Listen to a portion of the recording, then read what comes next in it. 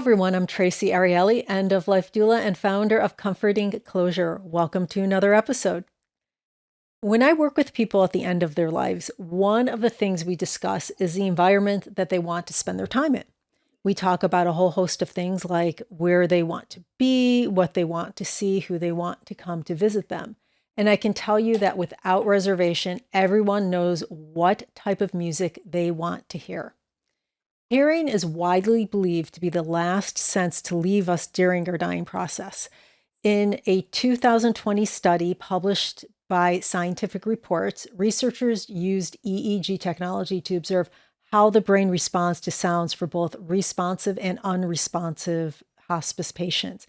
And they found that even when patients were no longer able to respond outwardly, their brains still registered the sounds like healthy individuals. Today, we're going to talk about the unique power of music at the end of life. I'm honored to have Angela Hay from SpiritCare Ministry join us. SpiritCare is an organization that provides spiritually based programs, including singing hymns, to those living in long-term care facilities. Angela, welcome, and thank you so much for being here today. Thank you so much for having me. First, can you share your personal journey into music and bedside ministry? Yes, I started playing the piano when I was 5. And when I was a student, I went to do a master's degree in Canada. And I was in a church one morning and someone said, could I go and play the piano at a care community in the afternoon? They were looking for a volunteer and I said yes.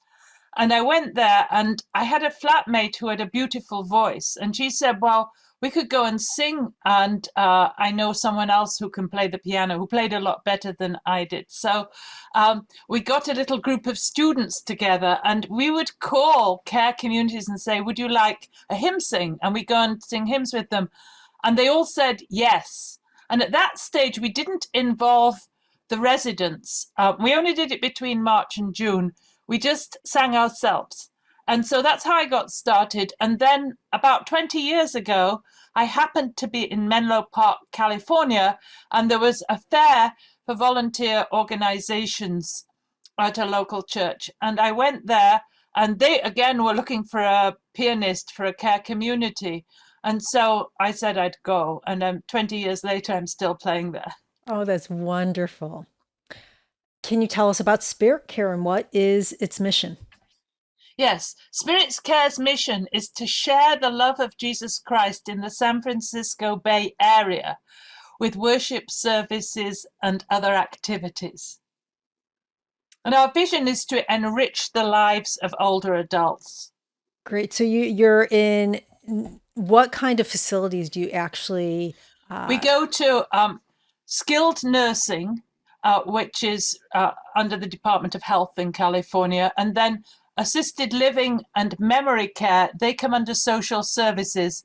And in the skilled nursing facilities, you often have rehabilitation as well. So people are in there for a short time, maybe to do exercises and physical therapy when they're unable to manage living on their own. So, what role do you feel that music plays in the spiritual and emotional care of those that you perform for? Well, there's many different things that you've already mentioned. The benefits of the older people, often they might not be able to talk, but they can hear the music. And I have seen people who haven't spoken for maybe days. They'll suddenly find something that reminds them of their childhood and hymns that they may have sung, something like Amazing Grace. They may well know the words and they may start mouthing them or they may start singing. So it can bring back memories to people, good and bad. There's a hymn, Eternal Father, Strong to Save, which is the Navy hymn. And twice I've had men just burst into tears with the memories that it brings back to their lives in the military. So the emotional triggers of music can be varied, and it depends on what someone's background is, and it also depends on what the music is. Yeah, I know that you do hymns that are Christian focused, but I also know that it's not just Christian focus that you do, that you have other people who might be Jewish or might be not even religious that listen and make requests. How do you approach music selection for your bedside visits? Well, we are a Christian organization and we try and get music from a range of faiths. Some Christian denominations are very liberal, and so we always want to embrace everybody. Okay, so we're bringing that style of music to people, but there's many different styles of Christian music. So some are very formal hymns that have been sung for years, and some are more gospel hymns, which are probably southern US more. And then there's Christian folk music. And different denominations have different things. For example, I come from England, and the Church of England, which is like the Anglican community in the US, the Episcopal Church is part of the Anglican community. Those hymns tend to have been written for higher class people than the Methodist hymns, which the Methodist hymns might be more be content with your lot in life. And because if you're going to wealthier people, then in the Episcopalian hymns, it might be more sharing the love of Christ, because you've got the time to do that in some sense. So there's different genres of hymns, and so I try and find a range of hymn books. There's a very good website called hymnary.org that has hymns from different hymn books, and actually compares the hymns from different hymn books, and so you can see which ones have been altered a lot, some to be more inclusive and welcome more people. Some hymns just give people a good feeling. Particularly some of the spirituals may not mention Christ, which can be attractive to some people. And some are about prayer, standing in the need of prayer. And a lot of people from a lot of different backgrounds relate to having someone pray for them. Now, can anyone volunteer, or is it just musicians that do this? No, we actually, besides the worship service, we also provide craft activities sometimes. And at Christmas, we'll send Christmas cards, and some groups get together to give gifts at both Thanksgiving and Christmas. So anyone can stuff a gift bag, and buy gifts. We have an organization at the moment, a church that's put an Amazon gift list, and they're getting other people to buy on this Amazon gift list items for gift bags. And then what will happen is they'll all get together and they'll make over 200 gift bags for a care community that's a very large skilled nursing facility with a lot of very poor residents who might not have anyone visiting them at Christmas and might not get any other presents. And so the idea of giving them gift bags can bring people joy. Cards, we have had classrooms of children making cards for various activities, Christmas, but you could also make Valentine's cards, Easter cards, other cards for other reasons. But the singing itself, is it just the musicians that come in, or if there's some person, let's say me, and not a great singer, but I want to be able to contribute somehow in that realm. How do you handle that? Sure. There are different things you can do. Is part of the worship service is singing, and some of our volunteers, unlike myself, that had school prayers every day, where we had singing every single day at school from the age of 5 till 18. So you tend to, with that background, know them very well, even if you don't believe in going to church. Your whole school sings, and except at our school, the Jewish children had their own Jewish prayers and they did not sing, but every single other person in the school could sing. And we find now it's more of a listening community, that people don't get round the piano and sing like they used to do. And so I guess in the 1950s was really when the transistor radio came out and people started listening to music, and then they would have Sony Walkman, and then they have iPods and so forth. And so people are more listening to music. So the number of people who actually know the hymns when we go in is quite few. But many of them can be picked up. A lot of the old hymns actually have a chorus that's repetitive. And so even if you don't know them, you can sort of, by the time it's got to the second verse, you can pick it up and you can see where it's going. And so it's always good to have a group of people who can sing, because typically we've got a pastor who can sing. One of our pastors brings a Bluetooth speaker and has various bits of background music. His parents came from a broadcasting background, and so he's very much into using a background and singing with that. And so that, having background music like that, as opposed to a piano or guitar, which people can also play, and we give them the music in advance. That's another way that people can pick up the tune. So they usually, the pianist might play the tune once through before anyone else sings, and so then they can hear the tune and learn it like that. And very often the residents of a home will know a tune, and sometimes they may only know the words to the first verse, and we've had people in memory care just sing the first verse over and over again, even though the volunteer may be singing another verse, but that doesn't really matter. I mean, they're responding and enjoying it. So the majority of people who are hearing the music, do they actually respond, or do they actually join in? Some can join in, and it depends very much on the music. A lot of people know Amazing Grace. A lot of people know America the Beautiful.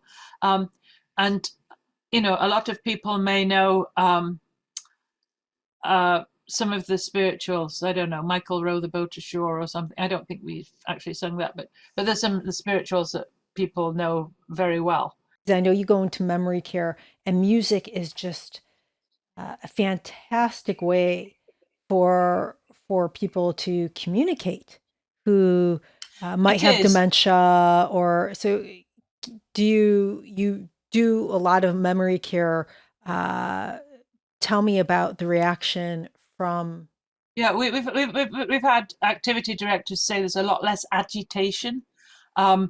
Sometimes people's first language isn't English, but they could pick up. There was a lady in a memory care community, and she could pick up that we were singing about water, and she said to me, "Agua, agua," and so she got it, and she was trying to sing, but she couldn't really sing because she just didn't have a musical voice, but she was saying the words in Spanish of what she understood from the words. And so that was one reaction. We've had also people feeling relief from pain. They can relax their muscles, and if they've got pain from tense muscles, or they're holding their tension and pain, we have seen people with less pain. And we particularly saw this after COVID, because we weren't visiting the homes during COVID. Very often the homes would say they didn't want any visitors. But when we went back, some people who had stopped walking and almost given up on life because they didn't have visitors, when we came back, the music sort of woke them up, and they started to try and walk again, sometimes with a walker, but sometimes they managed to walk again. And so that's sort of an effect of not just the music, but because someone has taken notice of something. Sometimes people say, "I feel unnoticed," or "I feel invisible," and And then they'll say to a pastor, "You make me feel recognized. You make me feel visible." And so that comes because, as part of the music, the pastor's song may touch them, but also the pastor may talk to them, or the volunteers may talk to someone. Uh, and the other thing, you ask what volunteers can do, they can read. They could read a psalm or some passage of scripture, or they could say a prayer. Or very often we ask the residents what would they like to pray for, and typical things might be, pray for my children. People are worried when their children don't come to visit them, and they're missing their children, and they wonder how their children are, or if their children are okay. And then people want peace in the world. They watch a lot of television, and very often they see the world as a very troubled place. And so they want peace, they want calm in their hearts. So those are the kinds of things that people ask for. And then there's Thanksgiving. We're coming up to Thanksgiving now, and people are grateful. Often in their prayers, they want prayers of gratitude to say, thank you for our chef, or thank you for the people that care for us. Thank you that there's always somebody here for us. Because they might not have any visitors, and the staff may be overworked and very busy. But the fact is that all these people we see in care communities, they all have a roof over their head. They all get fed. How do the volunteers, the musicians, respond emotionally to the work that they're doing? Differently, depending on the musician, I think. We have very little turnover in our musicians for a volunteer organization. So what happens is someone may be a little in trepidation of going at first. When they see how the people respond, they realize that they're doing a good work for people. And so they tend to come back and come back and come back. And, we've had people in their 90s playing the piano, and they'll have played with SpiritCare for 10, 20 years. So you may think it's just a short-term commitment, but a lot of people have played for a very long time. But you have to keep a bit of a distance, I think. If you're somebody who has a lot of empathy with people who are near the ends of their lives, some people can really feel very depressed. It's not for everyone by any means. And I think a lot of people at SpiritCare feel this is a calling in life. This is what I've got skills to do. This is a way to give back. I'm giving people pleasure. And I'm also giving myself pleasure, because it gives me an opportunity to play new music. And whether you're young or old, we have a student who likes to learn new hymns and plays as a volunteer. So have you been at SpiritCare since the beginning of the music program? Or was that pre you? My first engagement with SpiritCare, it was founded by a chaplain and his wife, Harry Washburn and Winnie Washburn.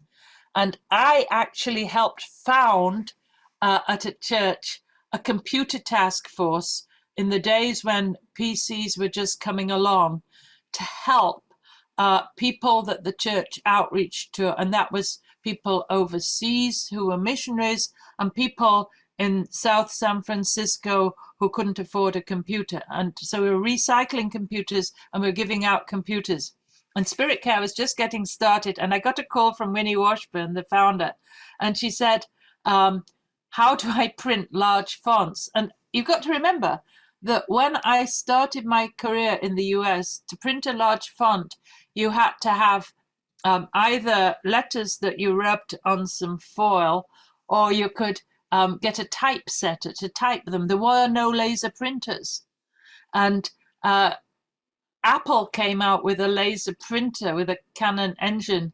And before that, there was a dot matrix printer. So I told Winnie Washburn to buy a Mac and to buy a dot matrix printer. And I said, that will allow you to enlarge the font and print hymns with large print.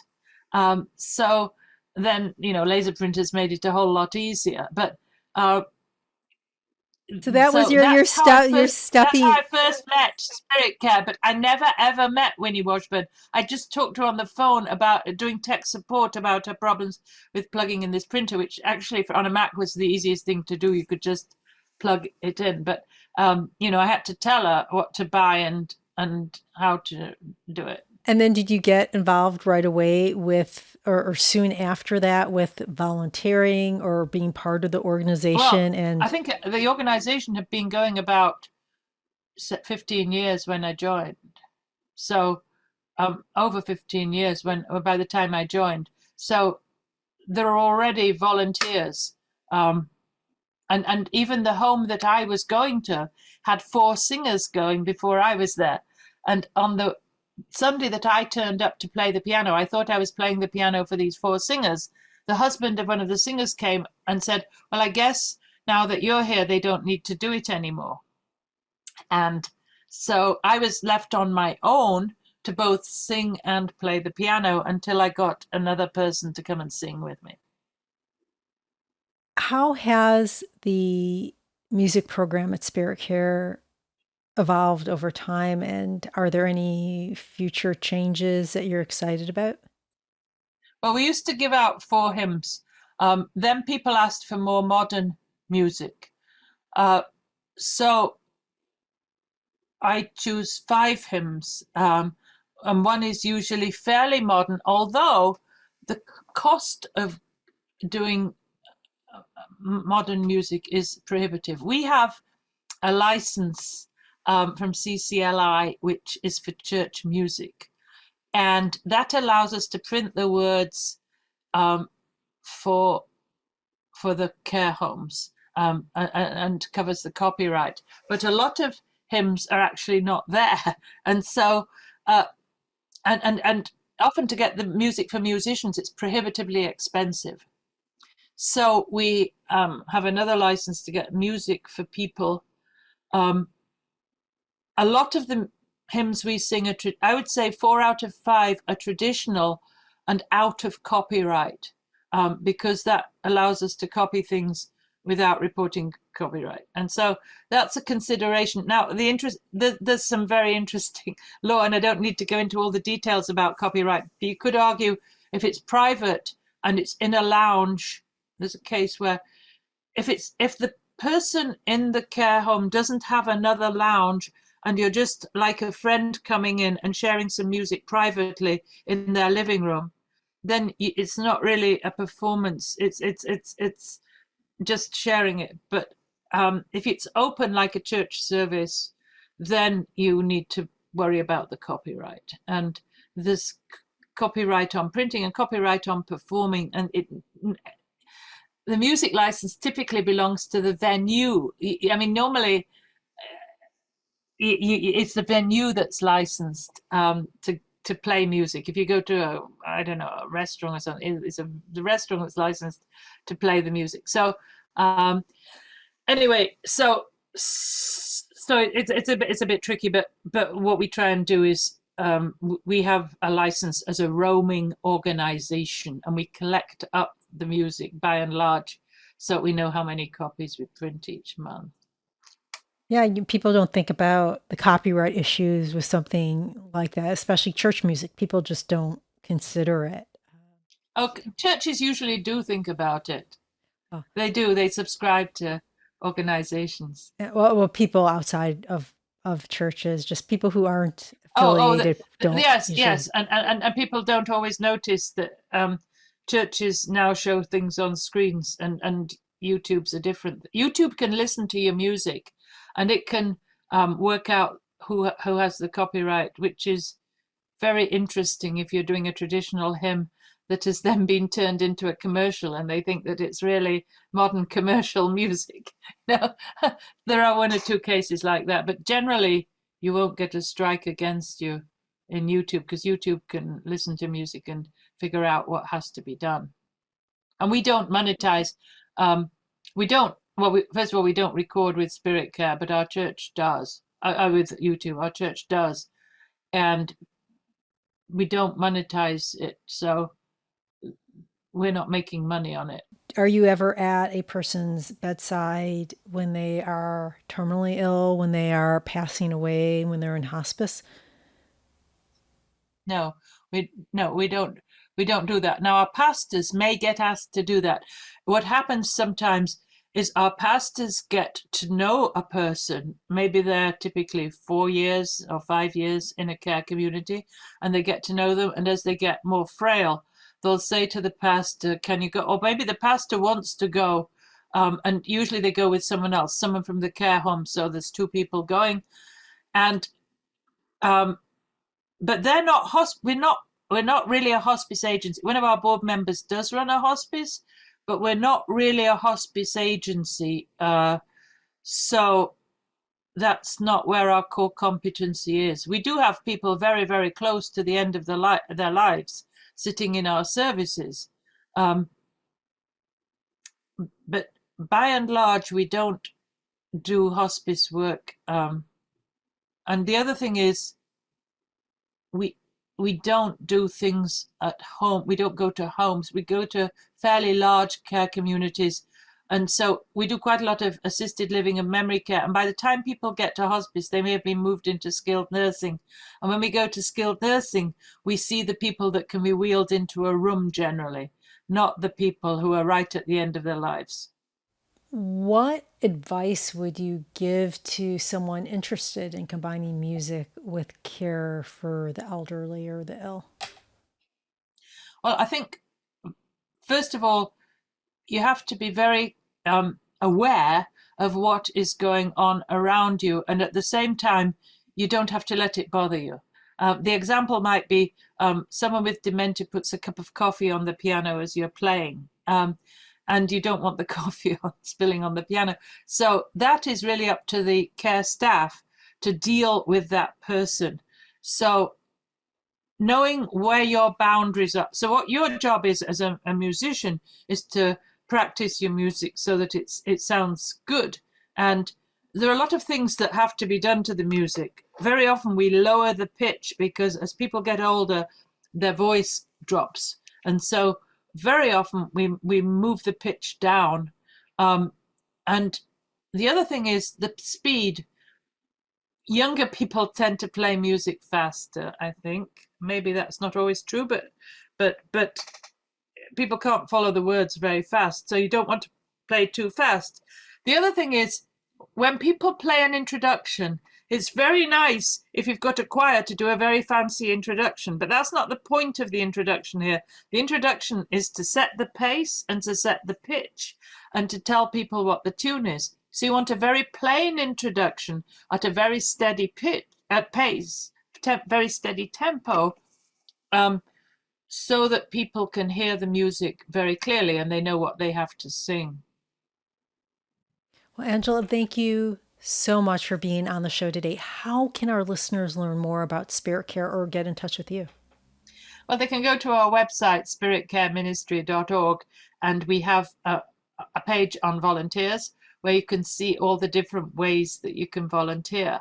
And we just like it if someone goes to a service and supports a pastor, or if they can come to a skilled nursing facility and help do crafts or help pack gift bags and just a lot of things that people can do. So I urge them to reach out to us via our contact form on our website. Yeah, especially with the holidays coming up and yes, all help is needed. The other thing we do need is we need board members. Our board is active, and so they are like a startup company in some ways, but nobody is paid.